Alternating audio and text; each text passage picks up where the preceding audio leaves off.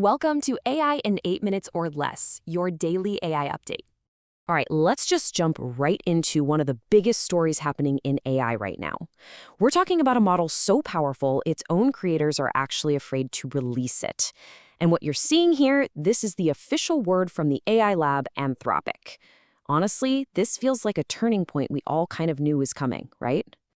So the big question is, what makes this model, Mythos, so different, so dangerous? Well, it all boils down to one thing: its incredible ability to find and, weaponize all these tiny hidden flaws in our digital world. I mean, we're not just talking about a smart program here. This thing can act like the world's most sophisticated cyber warfare tool, and it's a master at finding something called a zero-day exploit. So, what exactly is a zero-day exploit? Well, the name says it all, really. It's a vulnerability that developers have literally 0 days to fix before it can be used against them. You can think of it as the digital equivalent of a completely unblockable attack. But here's where it gets really crazy. Mythos doesn't just find one of these little flaws. No, it's way smarter than that. It finds multiple, seemingly unrelated, minor bugs. And then it chains them together. We're talking 3, 4, even 5 little flaws, all linked up to create one single, super sophisticated attack. It's discovering bugs that human experts have missed for decades, even in software we all thought was rock solid. And the performance? It's just a massive leap forward. Take a look at this benchmark for coding. The old model, Claude 4.6, scored a 27%. Mythos, it gets a 59%. It more than doubles the score. So you can imagine the dilemma Anthropic had on its hands. How in the world do you contain a digital superweapon like this while still trying to use its power for good? Well, their answer is a containment strategy they're calling Project Grasswing. But, and this is a big but, it comes with a seriously controversial consequence. So here's the plan. First off, they're not releasing Mythos to the public. Not happening. Instead, they're partnering with a very small, very critical group of organizations. Think NVIDIA, AWS, Azure. The goal is to use Mythos defensively to find and fix these vulnerabilities before the bad guys do. And get this, they're even putting up a $100 million credit fund to help these partners harden their systems. Now, on the one hand, this makes our critical infrastructure a whole lot safer. But on the other, it creates this stark division, a new two-tier tech economy. You've got the insiders, the partners with access to Mythos, who now have a massive defensive and, let's be honest, offensive advantage. And then you have, well, everyone else, the outsiders who are kind of left behind and maybe even more vulnerable than before. It's a huge imbalance, but you have to wonder, what's the alternative? And thinking about that alternative, well, it leads us straight from corporate strategy to a much bigger, much scarier global problem. And that's the terrifying question, isn't it? What if China or another adversary already has something like this? This isn't just us wondering out loud.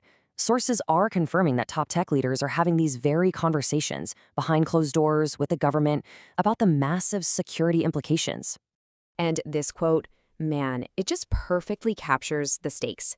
This is becoming the equivalent of the race for the atomic bomb. We're so far beyond talking about a better chatbot now. We're talking about a new class of weapon. The race for AI supremacy, it's officially a matter of national security. Okay, so you have this new arms race happening at the very top, this super high stakes, incredibly expensive game. But at the exact same time, there's a completely opposite revolution happening for everyone else. It's a trend that's not about concentrating power at all, but about distributing it by making AI intelligence radically, radically cheaper. And this is where we need to talk about the difference between LLMs and SLMs. On one side, you have the large language models like Mythos. They're massive, they do everything, and they need a ton of computing power. But on the other side, you have these small language models, or SLMs. These are smaller, much more specialized models that can run on a high-end laptop, designed to do one specific thing really, really well. And it's these smaller, super efficient models that are just absolutely crushing costs at an unbelievable rate, which brings us to this number, -90%. What is that? That's the cost reduction AT&T saw after they re-architected their AI systems. They moved a whopping 90% of their tasks from those expensive, giant LLMs to the much cheaper SLMs.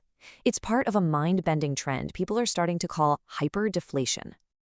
And this isn't your normal things get 10% cheaper every year kind of tech improvement. No way. Hyperdeflation means costs are falling so fast, it might be 90% cheaper per month. It's a complete collapse in the cost of intelligence happening at a speed we've just never seen before. So, as you can imagine, this economic shockwave is completely rewriting the rulebook for business. The old ways of protecting your company or moat, like having the best software or being the first to market, they're just not as effective anymore. The new defensibility comes from things you can't just copy with AI. Actual hardware, physical atoms, strong real-world network effects, and working in those deeply scientific or heavily regulated fields. So here's the bottom line. We've got these two immense, contradictory forces happening at the same time. On one end, you have a new class of digital superweapons being held by a tiny, select group, and on the other end, you have the total commoditization of everyday AI for literally everyone else. It's a wild dynamic, and it leaves us with this one fundamental question for the future. When intelligence itself becomes almost free, what is actually valuable anymore? If you enjoyed this, subscribe to AI in 8 minutes and never miss what matters.